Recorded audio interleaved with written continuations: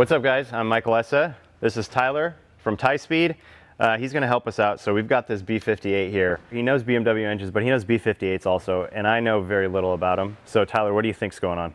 Well, it's going to be interesting to see, but as this platform becomes more and more relevant in the market here, we're seeing a lot more failures as people begin to push these power output levels. So I'll be interested to see myself, but I know you are running E85, so that obviously has something to do with the story here, and I'm sure we're going to find out once we get this thing torn down, but hopefully we can rebuild it in a way that makes it not happen again. So. Yeah, I kind of have an idea of what was going on. So it's got rod knock. We know it spun a rod bearing, a lot of debris in the oil pan.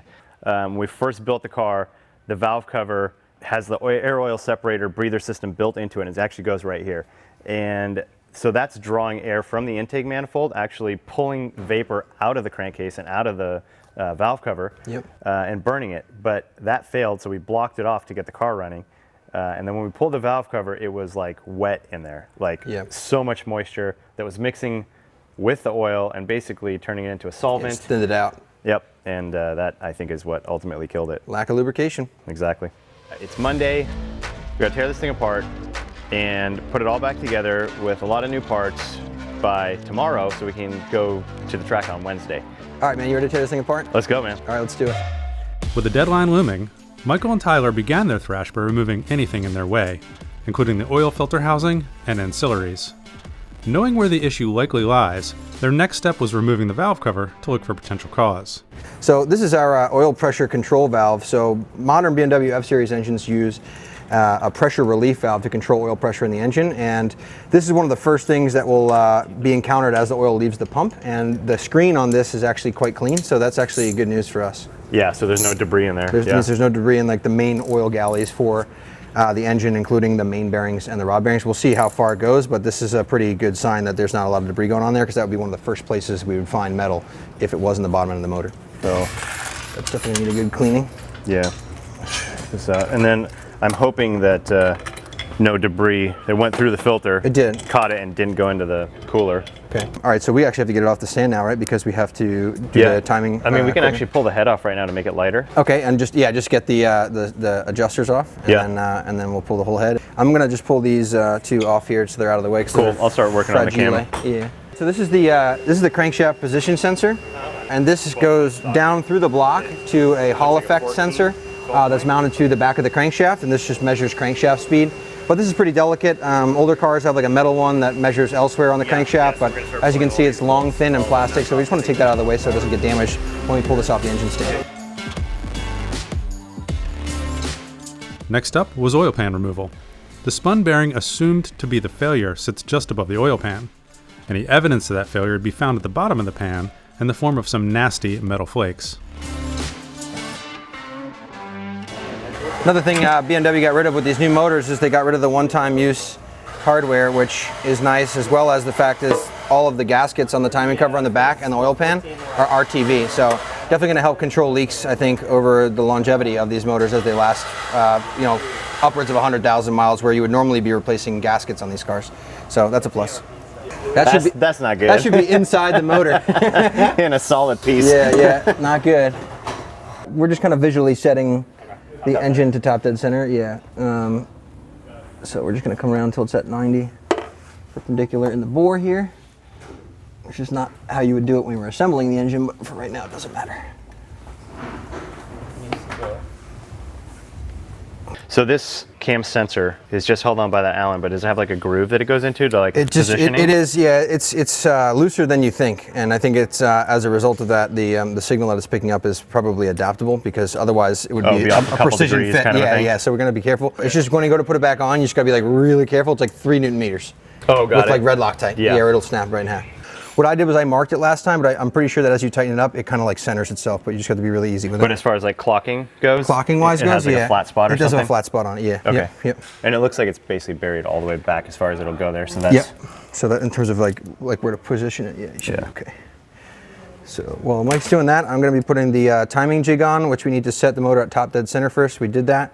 So we're going to be using this timing jig here to lock the camshafts in place so we can release these centralized oil valves for the Vanos system.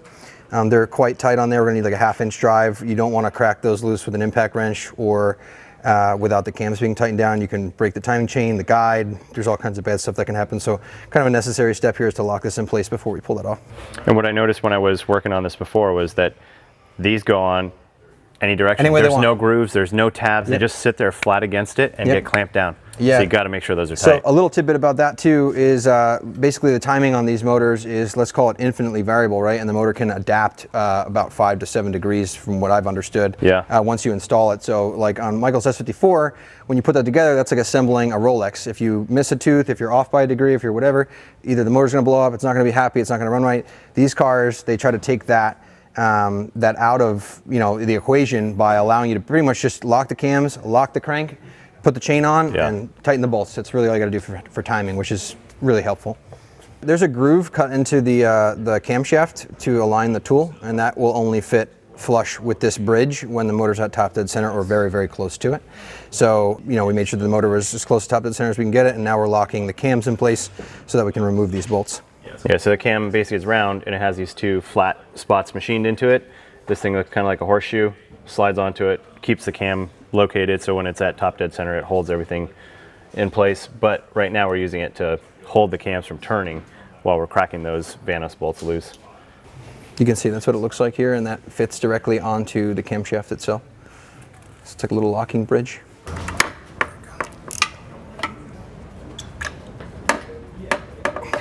You can see the amount of force required to break that bolt loose. If you had put all that pressure on the chain and the guides, it would have snapped all the plastic in there easily.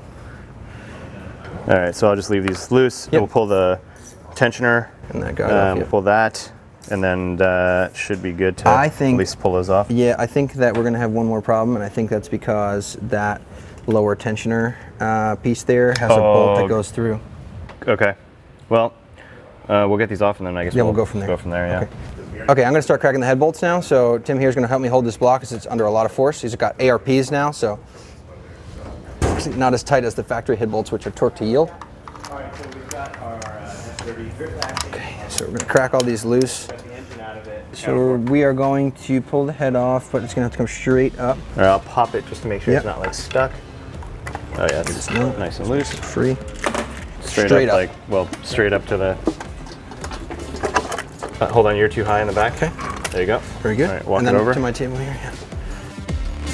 Without the cylinder head, Michael and Tyler are able to get right to the engine failure's suspected root cause. Yeah, so we've gone ahead and pulled out cylinder 3, which is the failed cylinder piston. I have that here in my hands. The failure point at this time is obviously a spun rod bearing. So you can see all of the galling that is taking place from that bearing spinning in place on the bottom of that rod there. That's not normal. The tangs and tabs are still intact, so that means it really didn't spin that much, luckily, before it did fail. Otherwise, we'd probably have a lot more damage here. You would also note that there would be a lot of heat marks on this as well if there was a ton of spinach happening there. You can start to see a little bit of it there. There's a little bit of bluing happening on the rod there, and that is usually indication of a bearing being spun. There's some bluing for you on that cap. So the most common failure you can see on B58s that we've been seeing in the shop are failed ring lands, right? So we have our 3 sets of rings here. We have our top compression ring, we have our middle ring, and then we have our oil control rings on the bottom. Basically too much cylinder pressure from too much boost, too much timing can cause too much pressure in the cylinder, and it pushes down really hard on this piston, and it causes cracking to occur between the ring lands here, and that will cause a loss of compression. So what we've been seeing is that the bottom half of this piston here, where the skirt is very, very skinny, has been failing and breaking off, falling into the oil pan, and then we lose compression on that cylinder. You'll see on the new CP piston set that we have to put this motor back together that that piston area is reinforced considerably. All right, let's flip this over and pull the rest of the rod caps off and get these pistons out. After removing the damaged rod, Michael removes the other 5 and checks for potential damage from metallic debris. Spun bearings are notorious for destroying every bearing surface they reach. Now this one is definitely... About to? It's oh no! Maybe even worse than the other one. You're kidding. Look at that guy. Oh. It didn't spin inside here. Oh wow. But it melted itself to the... Eesh. Oh, that's... No wonder it was so tight to spin over. Like it's not melted to the crank. This is not a tool you would normally put on an engine. I think it started to spin. The tabs probably like stuck to each other. Holy guacamole. That's really bad. Removing the rods revealed the worst case scenario, a ruined crankshaft. With nothing left to do but replace it, Ty and Michael continue stripping down the block for a complete rebuild. Yeah, before the crankshaft can come out, we're just looking to remove this final intermediate, what they refer to as an intermediate timing chain. So we're trying to crush this tensioner down, hold it in place here, and get a locking pin in here so that we can get this tensioner out without it flying apart. All right, so we just tried a lot of different methods for removing a very stuck bolt, including force, heat, curse words, multiple technicians, all to no avail. Unfortunately, the idler bolt here, which is about, I believe, an M10 thread, so a pretty thick thread, Loctited into the block directly. There's no access from behind. The head is twisted off here despite our best attempts not to do any damage. So right now we're going to have Michael weld a little nut on top of that bolt, and we're going to try to break it loose with a standard socket in hopes that we can get that bolt out there. So not a good thing, but we will work around it, I'm sure. Unable to remove the intermediate shaft bolt, the next best option was cutting the chain. Removing the chain finally freed the crankshaft and left the block as bare as it would be before heading off to the machine shop for a deep clean. If we just done that from the beginning, We would have been done already. Not exactly ideal, but you have to keep moving with less than 24 hours till the deadline. So everything came apart pretty easily, except we got down to the intermediate shaft on the timing chain, and that bolt was on there really good. If we weren't in such a time crunch, we would have a little time to get the right tools and figure it out, but we needed to get the block there about an hour ago, and we're already gonna be late. So hopefully we'll still get it all done. Now we gotta go source the parts that we broke and messed up. But let's look back and take a look at all the damage that happened to this engine.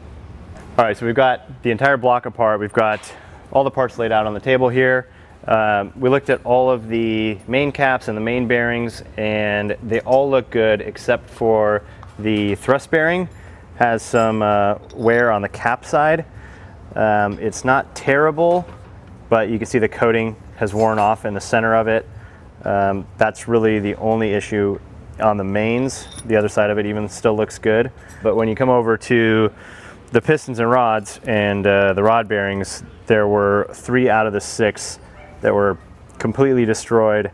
You can see the bearing material starting to sheet off of here. So yeah, they were basically almost fused together like that. You can see how oval that is also. When it starts hammering that out, it starts to shrink in. So these were stuck onto the crank. They didn't spin inside the bores on all of them, just that one that got hot here. But either way, we're gonna upgrade all of these. We're gonna put some Carrillo rods in there, some CP pistons, so we won't be using any of these anymore. All right, well, that's pretty much it for teardown. Everything's apart. We got a lot of cleanup to do, and then we're ready to put this thing back together and turn it into a race engine. And yeah, we got all of our parts here. Everything's all set and ready to go. It's pretty much just assembly at this point, so I guess tune in next time to see us put this B58 back together.